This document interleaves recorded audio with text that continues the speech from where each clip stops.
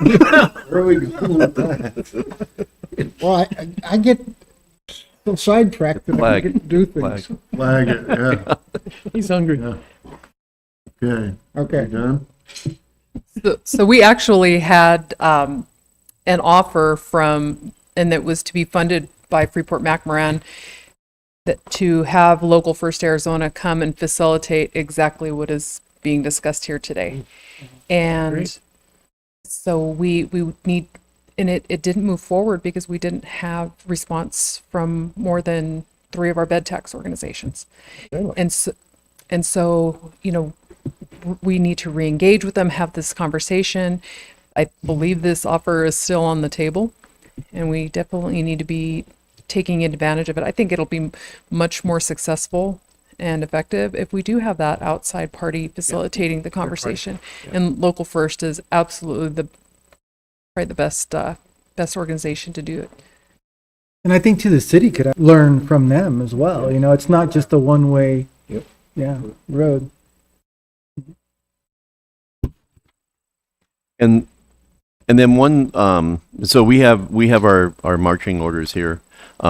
One quick, there was a question that had come up, and that was a comparison of bed tax versus the money that we share with bed tax comes from the groups, comes on the bed tax. We actually do a contribution every year on the 13,000 for the boys and girls. Since we were talking about history, about where the history of that donation, and Councilman Shipley had shared with me a little bit the history of that. Councilmember, would you want to give a quick rendition of why that's different and why where that came from and why we do that? And it can't be bed tax money because it's not to serve tourism and Sure. economic development. But Yeah, I could do it about 1 minute. So the city, when I first got on count, dealing with a lot more kids than we were able to. So then Signal Peak finally got to the point where they were starting to slow down and move away from it. And several of the board members from Signal Peak were instrumental and key charter board members of founding the Globe Boys and Girls Club. Okay, and we partnered with San Carlos to do that. Well, at that point, they were now running the summer program, so the money followed the Boys and Girls Club. Okay, then the Boys and Girls Club, when I got involved, we decided to charter our own 501c3. Actually, we actually acquired Signal Peak, and we just changed the name of it. And so we got that nonprofit, and then we continued on as Cobra Valley Youth Club, and the money stayed with us. One that we agreed to do for the money is that we don't turn anybody away, even if they have an inability to pay. So any Globe kids that can't, our fees are kept really low. We do it on purpose. We charge $25 a week. It might have changed. Jesse's on the line. He's the president. So we don't, it's very nominal. It would not even cover as our cost. But if that is a struggle, they can fill out an application, and I've yet to see us decline one. And we take those kids, and that was the agreement. We would take the kids that needed help. And so, and that's why we've always gotten the money, and that's how it started, and that's where we're at now. Well, in the audit report, somewhere I read something about community organization fund. And we also have a nonprofit grant program, and then we have a community line item that we use to do support community events like the downtown light parade and things like that. So, but I think the other one is the nonprofit grant program, which we had budgeted but didn't implement last year, and then the community fund, I believe, is the one that is kind of like for events that benefit the community. Okay. So basically, the question that I have is it sits in the mayor and council budget, which to me is I don't know, I'm just not comfortable with it because we have council members who serve on the board. Okay. And I don't know legally if it's a conflict of interest or not. I'm not worried about that. But because we fund it, I think we need to have a report showing how the funds are spent, and I don't think, Yeah, and the staff. well, I My would think that apologies. if we require our bed tax organizations to report back, hey, what about me? Okay, and I think we ought to have those kinds of checks and balances. So because it is taxpayer money. It's not council money or administration money. It's taxpayers' money. So that's my question. Is council supportive of, will staff, I don't need council direction. I need to go ahead and communicate and figure out what the terms are of the reporting structure and then ask for that. And we'll use that as a starting point. The way to start it. Okay, and my apologies to council for not, it's one of those slip through the cracks issues. My apology. On to the next. Yep. We're good. You got 5 minutes on this one. What's that? What did we hit 5 the? minutes. Okay. Where's my? Give me up, Danny. It says, council will hear presentation by staff on the American Rescue Plan Act, funds usage restrictions and reporting requirements. Clock starts now. So there is a 1,100 bill that Congress passed. Which nobody read. We don't come in till page 800. There's a lot of information in this. Wow. Hang on, I'm pulling up so I can see mine. If you can run the slide, if you want to go the background slide. Okay, so, and I'm gonna read from here. This is taken from the material that was in the packet. So again, the American Rescue Plan funds were given out by the current president in order to what they put here, help turn the tide on the pandemic, address economic fallout, lay the foundation for a stronger and equitable recovery. We at one point we had a number. The final 2-year contribution to the city Globe is $2,453,752. We currently have already applied for and received the $1,226,876. And that has been budgeted with budgeted as revenue with no allocation as to where that will be spent. We have until and we will get another the second tranche of that 1.2 will come in May, June of next year. We have till December 31st of 2026 to spend it all. And just for the discussion, Globe is a non-entitlement city under 50,000 population, which means that we have lighter reporting loads, which is a good thing. Go ahead and hit it. What it can be used for, this is straight from the documents, to respond to public health emergencies, negative impacts, including assisting households, small business, nonprofits, aid to impacted industries such as tourism, travel, and hospitality. So this is to people who have been negatively impacted by COVID. To respond to workers performing essential duties during the COVID-19 public health emergency by providing premium pay to eligible workers. Premium pay is very technically defined as an addition temporarily. At some point when we go, you'll explain why I didn't choose to use that with our public safety, because it is premium, but it's temporary. And that was and temporary money doesn't hold down jobs. For the provisions of the government services to number 3, the provisions of government services to the extent of the reduction in revenue due to the COVID-19 public health emergency related to the revenues collected in the most recent full fiscal year prior to the emergency. This one is to reimburse us for direct loss of revenue. There's a formula. We were not sure that we would meet some of the criteria But we're going to look at that and see if we do meet that criteria. But many cities are finding that we don't meet that threshold. It's very structured as to how that. If you do meet that criteria, whatever the difference between what you would have made, what would have collected, and what you did, you get that money unrestricted with no requirements on how to spend, because the money is reimbursing money you lost. And then the last one, to make necessary investments in water, sewer, or broadband initiatives. Those are very important, but they're also, everything has to have a COVID nexus, and that's what makes this interesting. You want to hit the slide? What it cannot be used for, okay, what ARPA money cannot be used for, you can't use it to pay down PSPRS. Okay, if you got a past debt in pension, you can't use that. We're still trying to see what other cities are doing about the pension debt during the COVID. Use funds. This is a very political one.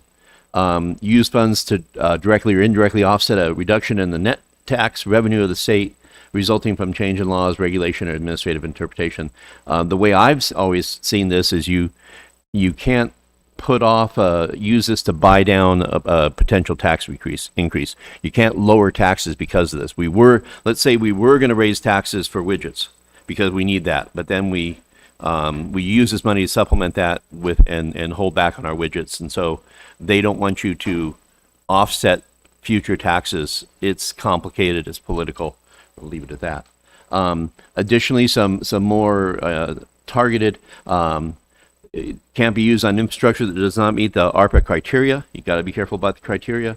You can't rainy day fund it. Financial reserves, outstanding debt. You can't use it to pay down anything you got there sitting out there in the credit card. Settlements, judgments, consent decrees. You can't use it to pay off costs. If there is somebody had a lien on some portion, we need to pay that down. Premium pay for non-essential workers, which makes it that awkward there. And then reduction in revenues outside of calculations. So these are what you cannot. Then you have the gray area. Okay. And this is language. The Treasury guidance provides flexibility to use funds for programs and projects that are not expressly described in the guidance provided. Guidance, provided that it responds to the negative economic impact of the COVID-19 public health emergency, and or is designed to address an economic harm resulting or exacerbated by the public health emergency. So this is where the gray area that gives you some flexibility, creativity, and also you could trip up on this stuff. What makes this even more frustrating is they won't give you a hardcore policy on this. They have FAQs, and they've had 3 come out, and the FAQs are response to questions that have been submitted by many agencies. So they say, we're flexible, and we get together, we ask a bunch of questions, and they rule on those questions and say, yes, no, maybe on this. And so there's a evolving body of FAQs that are every day more and more clarifying the use of this money. And so we're watching those and looking at that, and some we'll find that are pretty helpful and some not. But you kind of have to dig through. So they won't tell you, here's a parameter what you can do. You have to suggest something, and then they say the thumbs up or thumbs down. Reporting, because we're a non-entitled city, we are required to submit annual projections and expenditure reports. So we have to report how this money is spent until the end of the reporting period. So as long as we have this money and haven't spent it all, we have to report it up to December 31st of 2026. The initial annual projects and expenditure report will cover activity from the date of award to September 30th, 2021. I don't know that we will have spent any of that, and so a report should be pretty straightforward. And then it's due by October 31st. I think there's an even sooner reporting date for entitlement cities, 50,000 or over.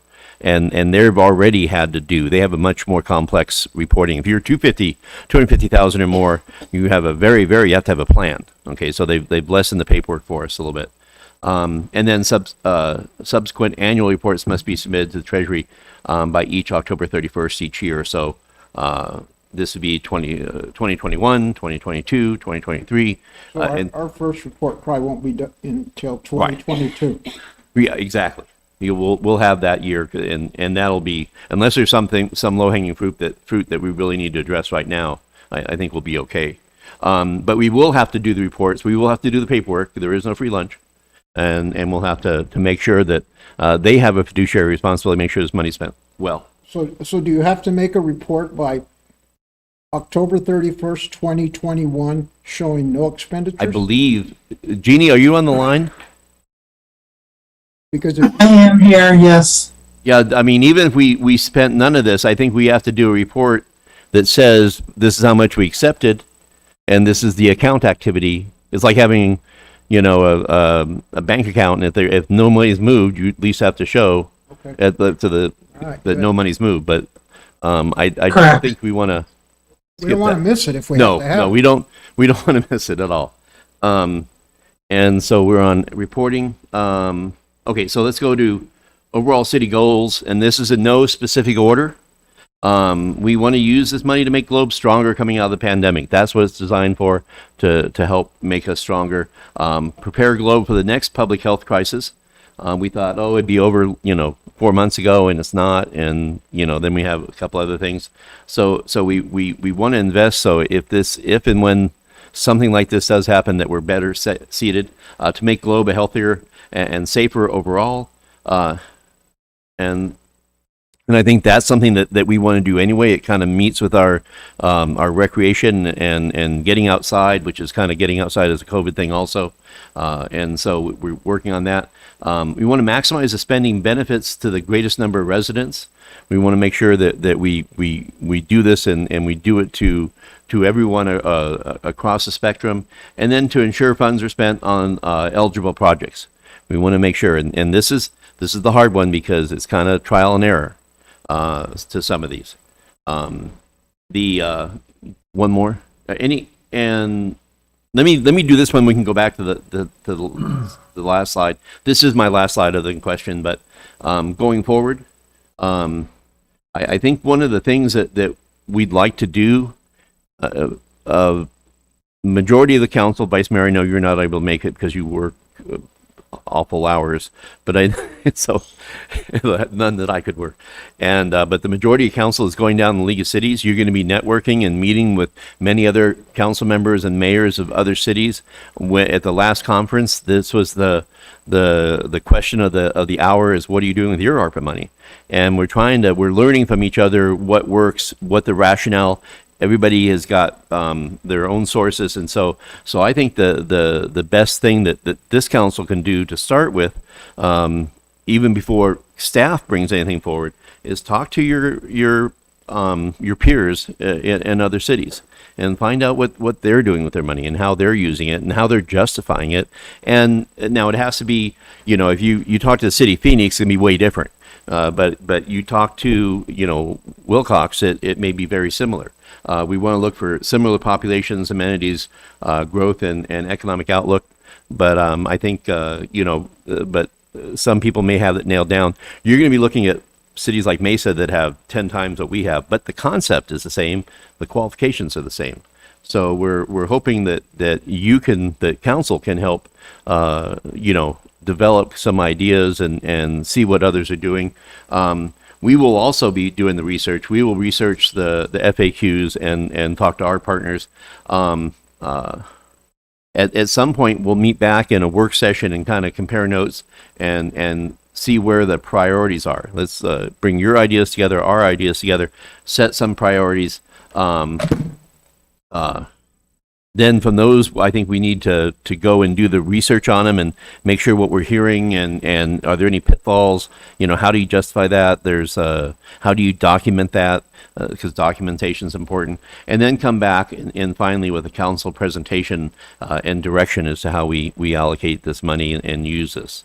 And we can do some multi-year projects because we get a tranche this year to get that year.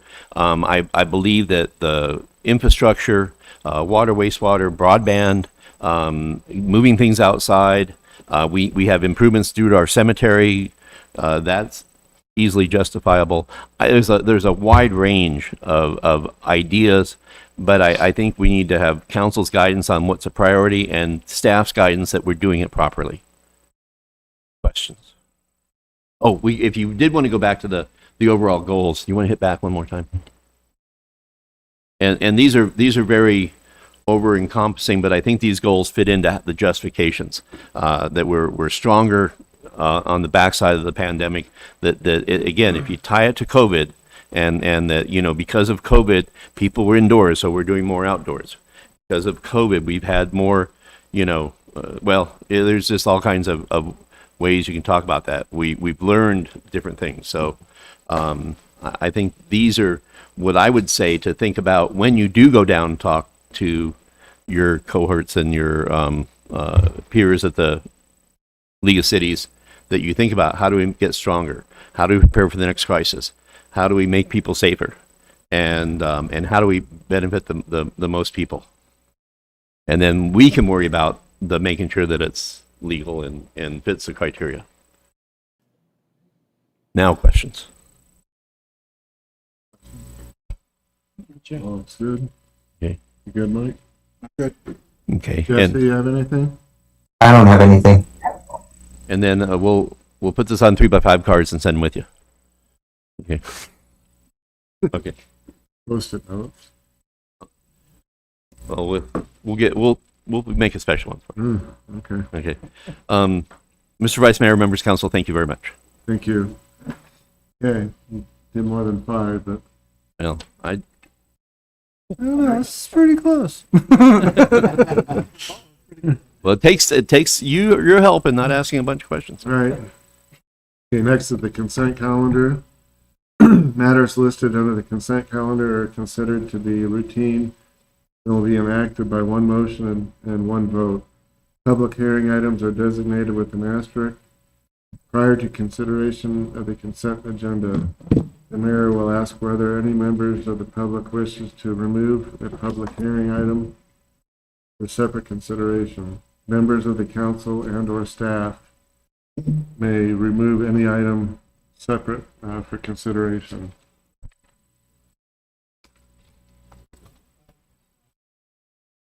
Item A, consideration of waiver section 2-4-10A.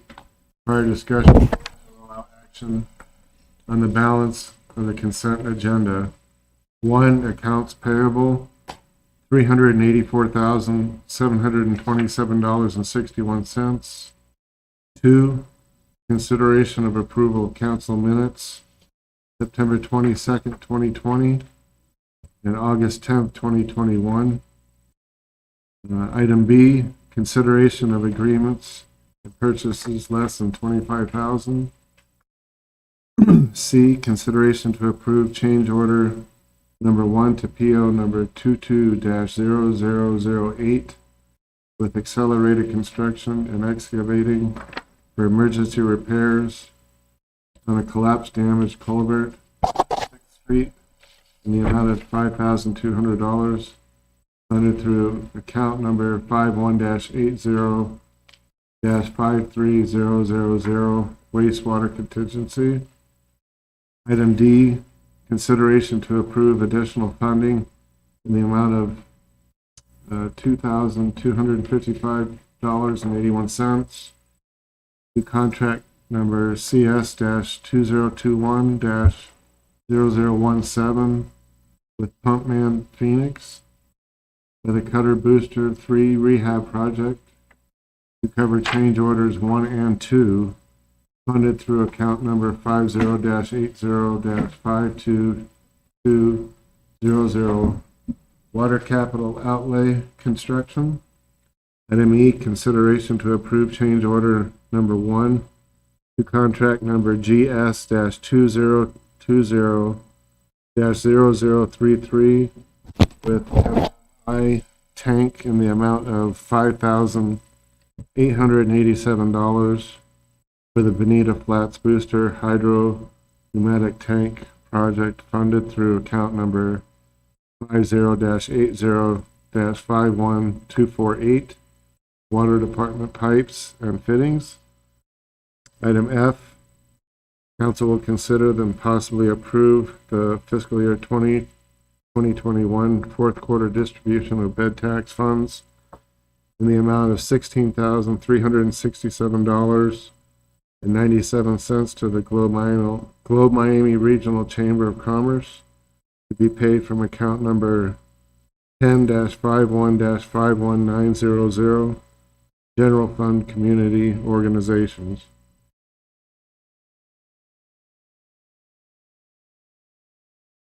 Move to approve the consent agenda.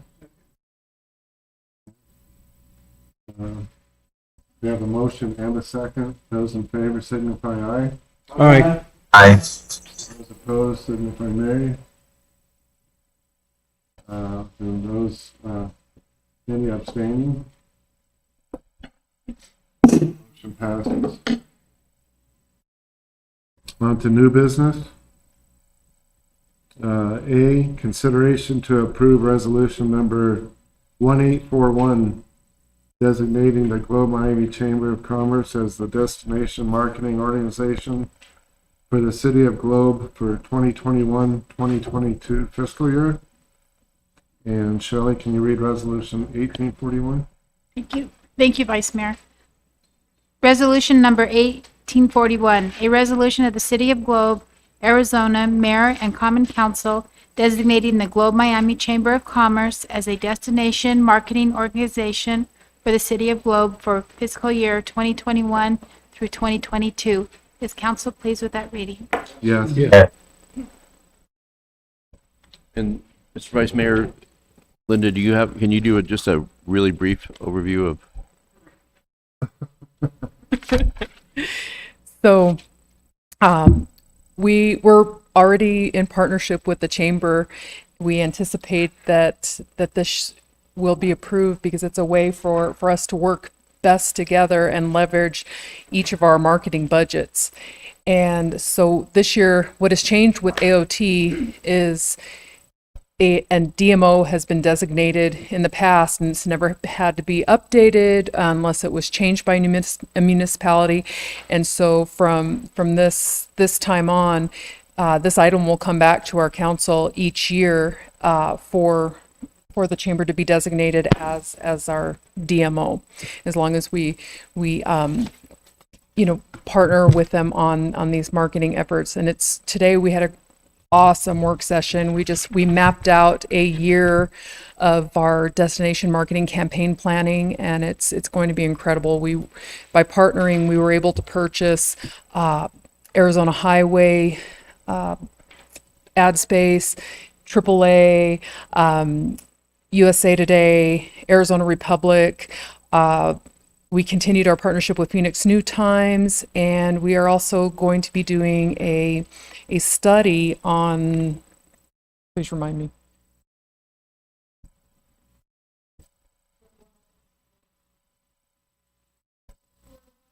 And it'll also help us track overnight stays, and it's through, Quantcast is the company, or no, that's a different one. That's targeted, that's targeted marketing, that's another thing we're doing. The study's with, Runyon and Associates, and Could you jump up here real quick? 'Cause we want to get you on. Your voice won't carry. So you get 3 minutes. So we're also doing target marketing with Quantcast, which if you've ever been on your phone and you get an ad that kind of creeps you out because you've never looked that item up or talked about it, but you've thought about it and it's popped up, that's the kind of marketing we're going to do. So we're going to target those people that are interested in our area and creep them out a little and pop up as an ad for them. And then we're also doing a study on regional tourism that also tracks overnight stays, which is something that we have had trouble with tracking in the past. But this is a new thing that the Arizona Office of Tourism has never required before. So it's kind of exclusive to them. But by designating a DMO, then we can participate in their marketing offers. So they do the rural marketing co-op each year, which essentially doubles your marketing funds. They do price matching. So if you only have 1,000 to put in, that stretches it to 2,000. If you have 30,000, that makes it 60,000. But this year is the first time they've ever had grant funding available, and it's federal monies. And so they have to have a little more structure put in motion to get this money out. And so for each area, you can only have one DMO. And we're working to become Miami's as well. And really all that is we're just the avenue that you guys will be driving through. So whatever money Globe puts in, they have full control over. We don't have a say in it. We're just there to help them get that money. Yeah. So that's pretty much it. But part of the requirements is to have an affidavit designating us as the DMO. And we do need that by the last day of September 2021. Yeah, if you have other questions. So if you have other questions, we're happy to answer them. But we've been talking with the Arizona Office of Tourism for a few weeks because this is new. It has been a little confusing, and they are getting new information as they go along, coming down federally. So I've been talking with them regularly. I was corresponding with AOT today, as well as we had a great meeting today. So it's just kind of a housekeeping thing that we have to get done.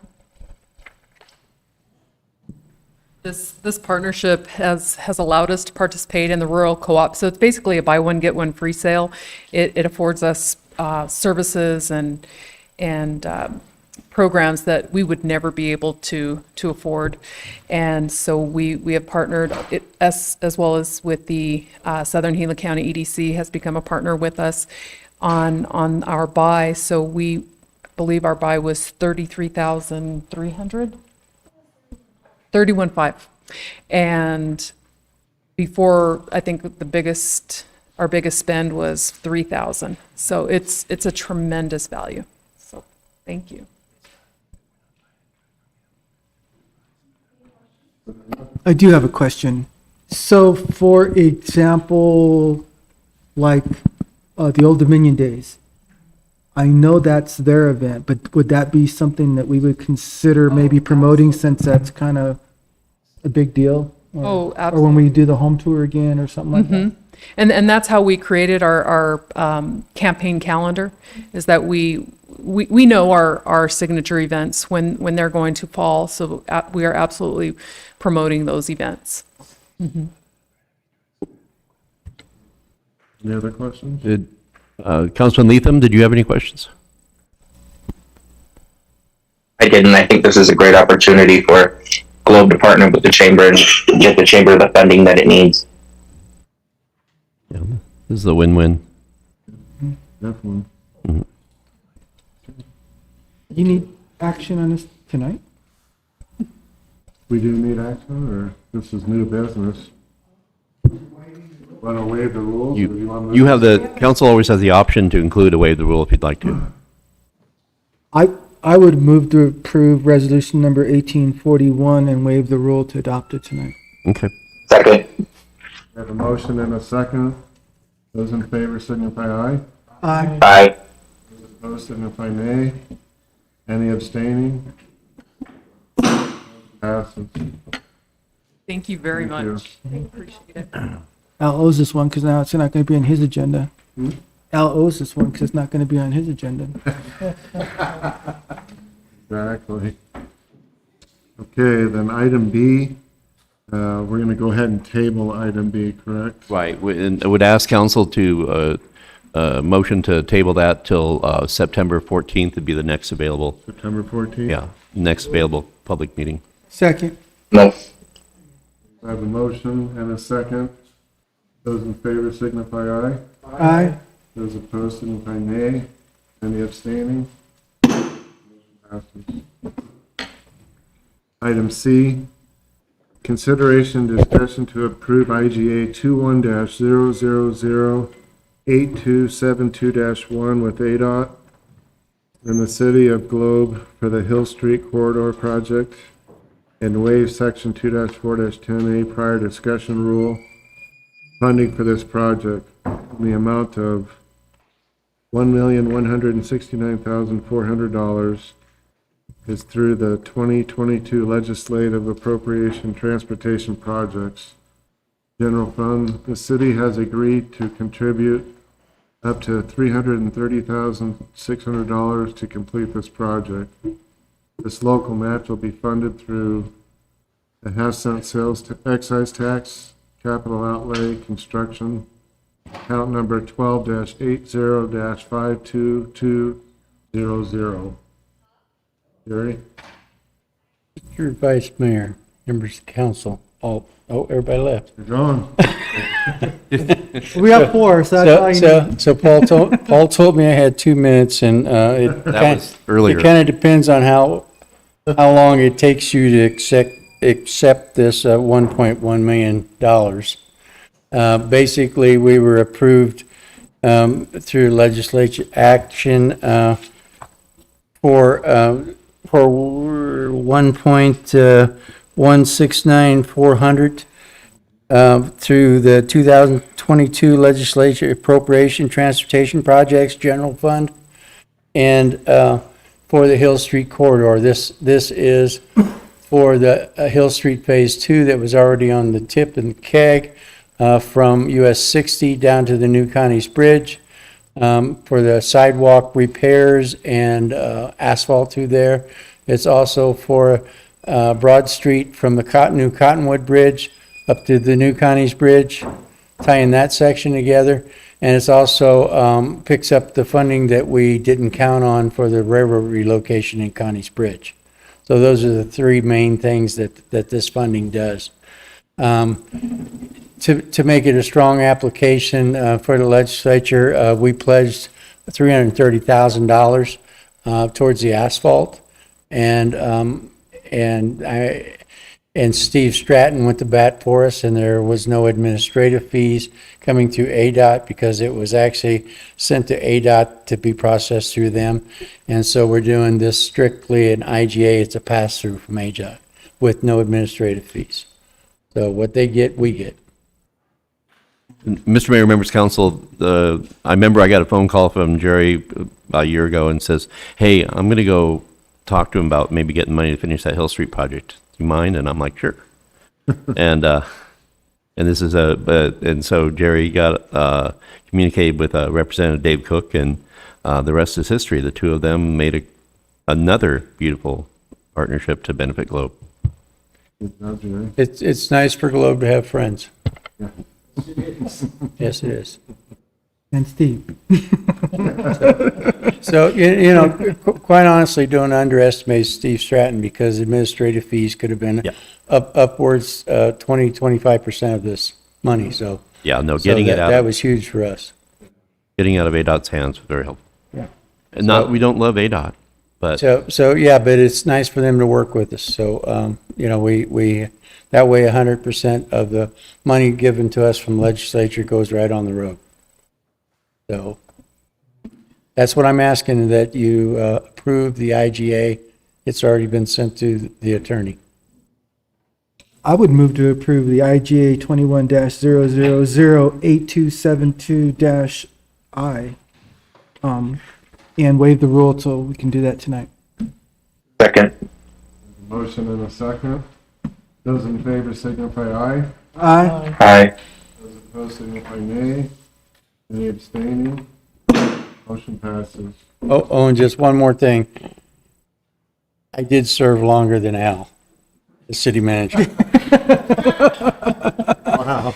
yeah. Well, that is. You know, Chris, an Right. extra blank. Yeah. Good mention for that. Okay. Next, we go on to action items. A, consideration to approve purchase authorization for Rosenbauer Timberwolf Wildland Urban Interface Pumper to the use of a lease purchase option with Republic First National at a proposed price of $525,538 over a 7-year program, of which $81,412.53 would be due annually, funded through account number 10-56-52000 Fire Capital Outlay Equipment. Chief Robinson? 2 minutes, 45 seconds. Mr. Vice Mayor, council members. I also have both Angie and Kelly from Republic First National that are available by Zoom, as well as Michael Todd with Velocity Fire Equipment that are available to speak to this item should you have any questions. But on July 27th, we presented in to council a price sheet for apparatus from Velocity Fire Equipment. It's a Rosenbauer Timberwolf Wildland Urban Interface Pumper. We're very familiar with this specification of unit. Tri-City operates basically the same unit that they've had in operation for several years. We identified this unit through the process, and just under the understanding that, you know, there's very limited amount of trucks out there in production that are available. Given some of the circumstances that we've faced in the last few weeks, not to mention over the course of the summer, you know, we feel it's important that we identified an expedited way to carry forward with this item. With the approval of that price sheet, we stated that we would bring forward options to move forward with the purchase of that. We've done that with this item. It's through a lease purchase program with Republic First National. We looked at a couple of different options there. They identified and provided the best interest rate for us.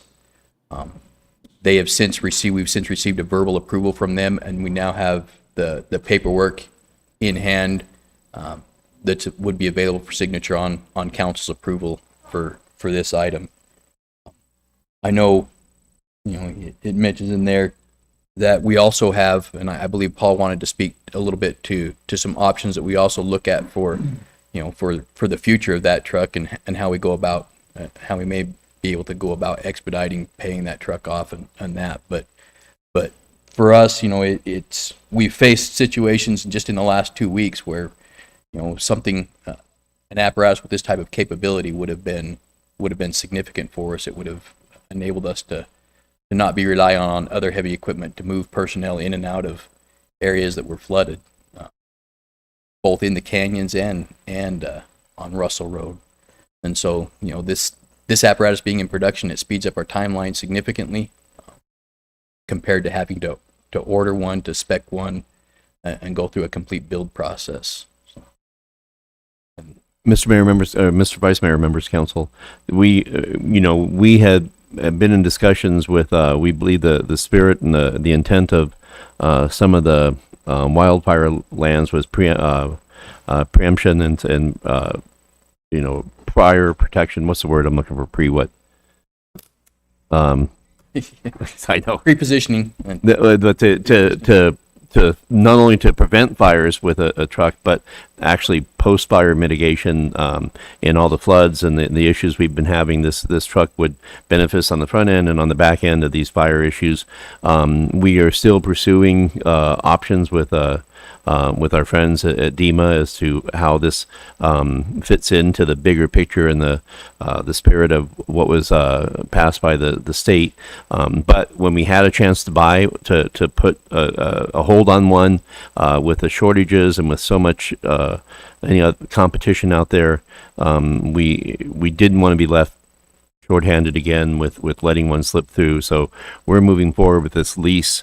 If things go well, we hopefully will get support from the state to help buy this. But if not, we'll have one through a lease purchase, and it's just an important purchase.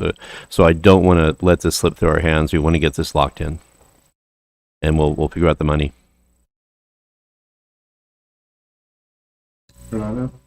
So is this one of the ones where you have to move the budget money and No. approve the budget money? No. This was, we originally had budgeted to do this plan, to do a lease, and so this is fully budgeted, but the discussions, and Councilman Gonzalez was at and Mayor Gameros, and heard the conversation about four-wheel drive fire trucks and how they needed to be part of this $75 million package.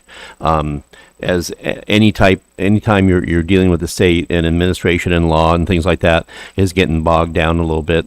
We're working with our representatives, namely Senator Shope, and on how we can see if it is still possible to get this some, if not all, funded through the state.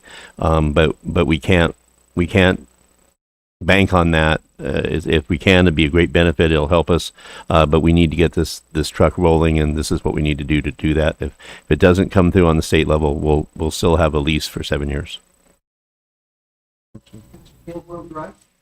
It is. It's a heavy chassis, four-wheel drive. It'll fit the specifications that we need for downtown. It'll fit the specifications we need for wildland. Plus it'll give us a lot more capability in inclement weather based on how it's built. And even in the snow and different conditions we have when foul weather hits Globe. Mariano? I haven't had the experience during my career of a fire department having to respond to a fire in a downtown area in the middle of a flood, but that has occurred across the U.S. We're very lucky that things didn't pop last week, where a gas line might have ruptured and a fire might have started at a gas station, for example. How do you get in there and fight it? I'm very much for this lease. It gives another vehicle to put out there on the line. We could have used it last week, probably. Yeah. Some of these scenarios we have seen in the last month, I've only seen on paper, Yeah. to be honest, these scenarios, and we're living it.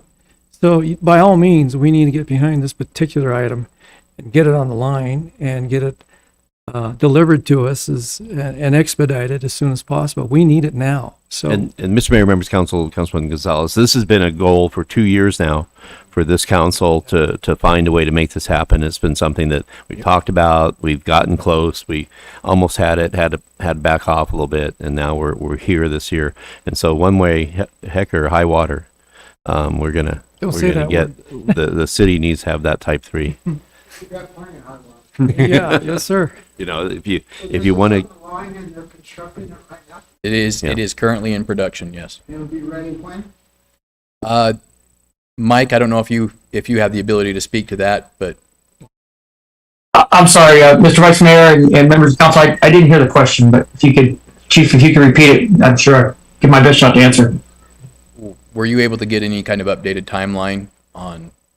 Yeah, so we're looking right now. The truck is already on the ground. The chassis is built. The cab is in place. We believe that the truck will be done mid-October through the November timeframe. But the caveat to that always right now is we deal with some back orders from products that limit that, and we really don't know about it until. But we understand the urgency of this, and I can tell you that our CEO from Rosenbauer, Mr. Slauson, has watched closely.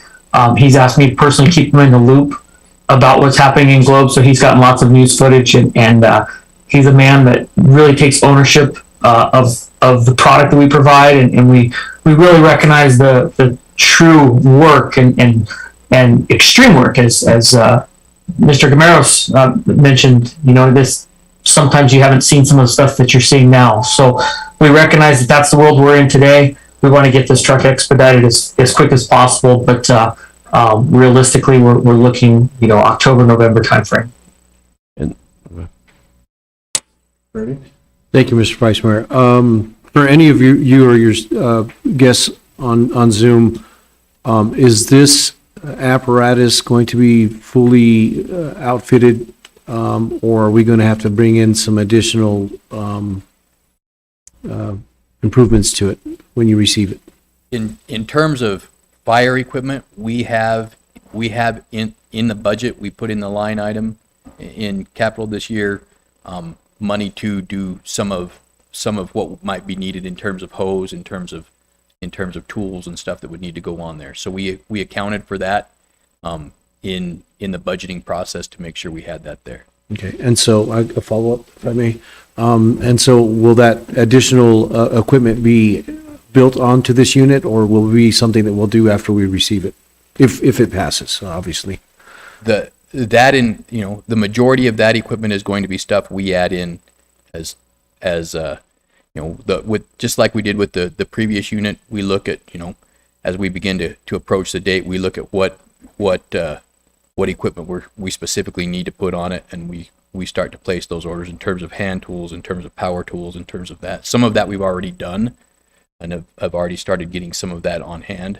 Okay. So, we start to plan for that early on, but it's like Mr. Todd mentioned, like anything, we're facing some challenges with some of that. It took us, based on production time and stuff like that, it took us 8 months to get a simple ground ladder. Right. So some of that we face, we're trying to account plenty early to make sure we get stuff on hand.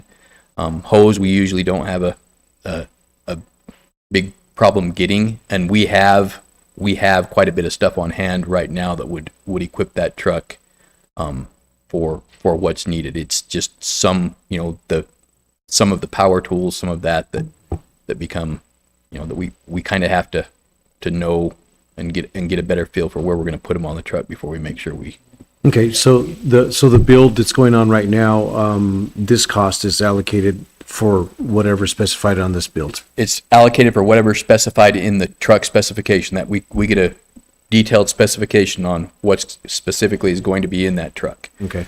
Plus we added some additional, a little bit different seating configuration, and we added an upgraded air conditioning unit, because that's constantly one of the challenges that we face with a commercial chassis fire engine is air conditioning can be a challenge for them. So Okay. So we can look for some aftermarket, or Yep. we can anticipate aftermarket. we can anticipate some basically fire equipment, hand tools, that kind of stuff that's not a part of the engine The itself. apparatus, right. Okay, Traditional delivery. right, thank you. Mr. Vice Mayor. Mariano? Kind of an addendum. Let's make this a priority of the city, Paul, if it is passed. The highest priority, Chief. We need it. And let's get it done. And that's why we took the liberty, Mr. Mayor, members, Councilman Gonzalez, to when we got word that we could get a lock on this, we did something. I think first they put a credit card hold on it, then we sent them a check for $2,500, not knowing that it would be approved. And so we're not going to let this one slip away. And I think our partners here are on our side to make sure we get this as soon as possible.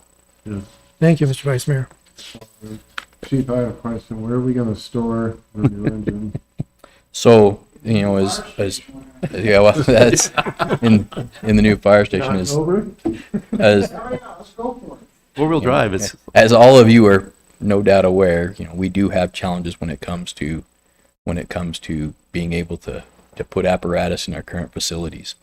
One of the nicer things about this type of unit is it comes with hard covers over the back, so your hose isn't exposed, nearly like it would be in an open hose bed, that kind of stuff. Your equipment is at least inside thing. The short answer right now is we're going to have to park it in the parking lot, behind the Copper Hen. Long-term answer is we put it in a new fire station.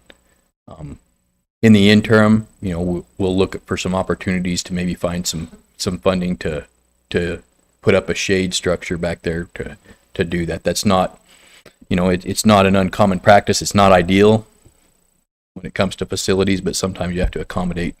I would rather have a piece of equipment that is going to serve the need that we have for the community than to try and fit something that's less capable into a facility that our goal is to be out of Right. in 2 years, 3 years. And Mr. Vice Mayor, members of council, this vehicle is a little bit more expensive, but it's also a little bit more versatile, and can, as my understanding, it not only does wildfire and the tough stuff, but can be used as has structure features. Yeah, it has the pump capacity, it has the tank capacity, it has the hose capacity. You know, it can function well in a variety of circumstances, and I think will serve the community for a long period of time. We'll be able to send this out across the country. This truck will have the capacity to go out. Yes,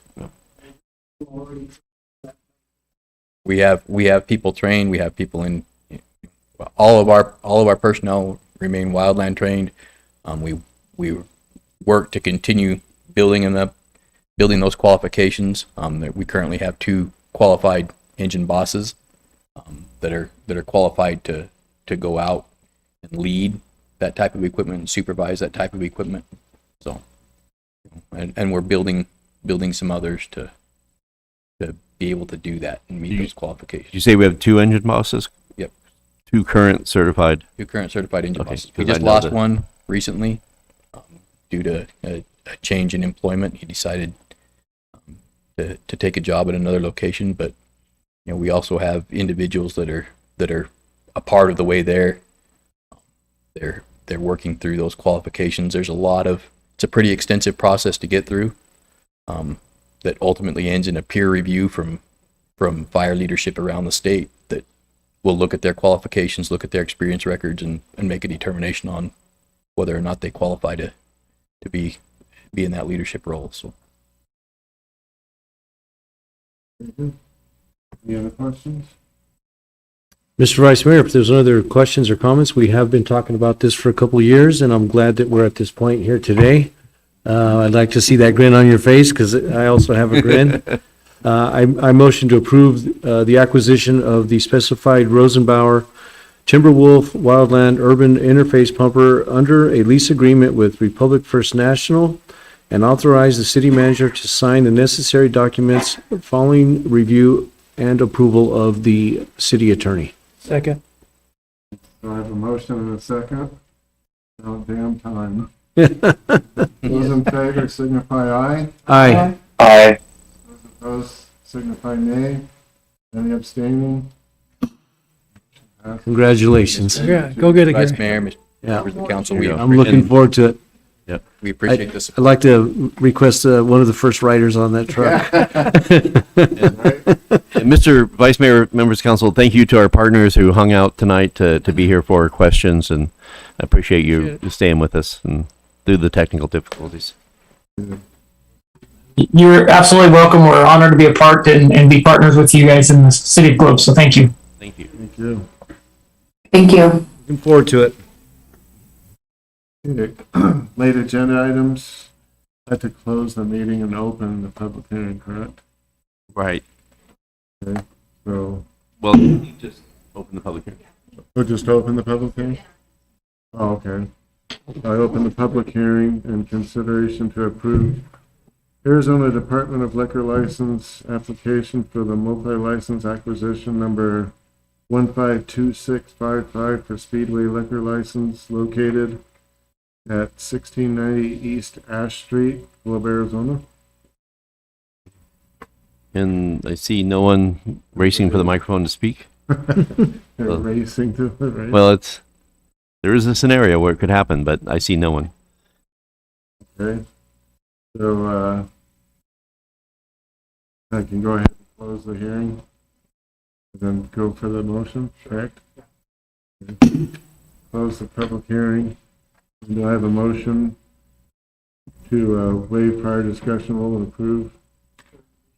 Mayor, I make a motion that we approve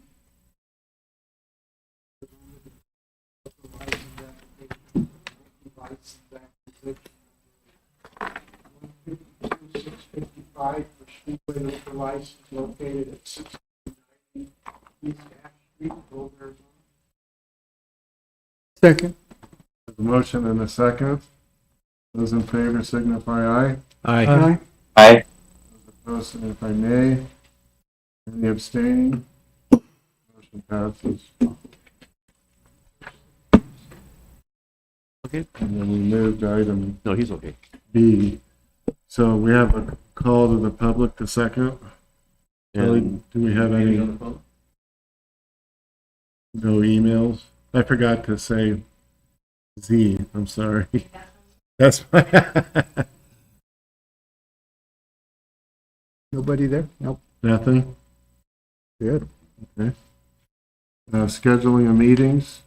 And Mr. Vice Mayor, we do have a meeting schedule we want to talk about. In our efforts to keep our meetings no later than 9, we had. Oh. So I That failed. I know the Jerry has plans for Connie's Bridge at 95%. And he'd like to share that with council, like to share it with the public. We didn't want to burden this meeting with it because we knew it was cutting close. What we worked out with the mayor in his efforts to keep these tight is having a daytime work session from noon to 1 this Thursday. And we will agendize that and agendize it for the public if this council is supportive of that. Jerry will be here for the whole hour. If council comes in and you come in 2s and 3s, we don't need to actually gavel in the meeting, but you can meet with Jerry. You can look at the plans. He's going to have lots of exhibits and you can talk to him. If we do get 4 people in, then we'll immediately come up to the podium, gavel in the work session, and make it a legal meeting that way because it's a quorum now. And so to have any conversations, need to have that. We couldn't gavel it in unless we have a quorum. So, and then ended it at 1 o'clock. And there'll likely be, because we're infringing on your lunch, we'll probably have some type of a light lunch also. And so if this council, if it's important to you to come and review this, that's fine. If it's not, you're okay. We don't need any action, but we want to just give council the opportunity and the public to review this before we go out to RFP. So the public's going to be here at that time? It'll be broadcast, it'll be advertised as a public meeting and public may, there may be people locally that know this project that you want to come in. And even if, only one council member comes, Jerry's here, the public will get the word out. It's a kind of a win-win. If people show up, we have a meeting. If it's, light attendance, we still get the word out.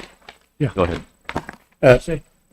Vice Mayor, members of council, this is the 95% review, council's final action before we go to the 100% design. We'll also have conceptual drawings of what it'll look like, which would be kind of cool because we made a few neat changes to them. And we're also going to present how the Hill Street corridor money that we got dovetails into this project. So if you got time, it'll be pretty interesting. So thank you. I'll be here. Okay. And so unless I hear otherwise, we're going to go ahead and Shelley's going to agendize that tomorrow and let people know. And then we'll hold that meeting. And I see support from council. And if you make it, that would be great. If you don't, we understand. And you can always catch Jerry offline too. And then the only other meeting, just so we know, the town hall on flooding is that same night, Thursday the 26th at 5:30. Okay, and I didn't know if Councilman Leatham, did you have any comments on this? No, I'll be there. Okay, great. So, Mr. Vice Mayor, that's all we have for future agenda or future meetings. Scheduling meetings. Yeah. And I won't be there. I have a hospital board meeting that night, but Thursday. yeah. I'll be there. Okay, item 10, future agenda items. Do you have any? Anybody want to add or anything on the future? We got a few pending, so we'll be fine. Yeah. I will get you our list. The list is there. I just don't have time to show it to you. Then we tabled E-session. No, we took E-session off the agenda, Completely. so there's no E-session. So do I have a motion to adjourn? So moved. Motion made. Second. As, all in favor say aye. Aye. Aye. Those signify nay. Any abstaining? Mr. Vice Mayor and members of council,